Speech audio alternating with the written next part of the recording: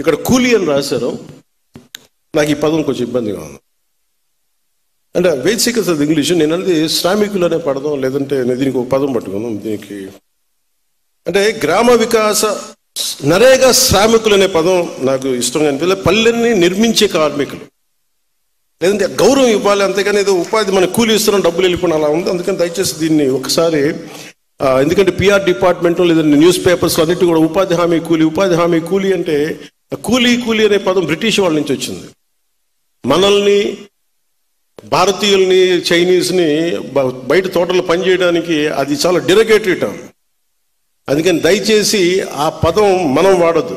అందరినీ మార్చలేం, కానీ దయచేసి ఈ పదం ఆ పంచాయతీరాజ్ ప్రిన్సిపల్ సెక్రటరీ గారికి, ఉన్నతాధికారులకు కూడా నా విజ్ఞాపన.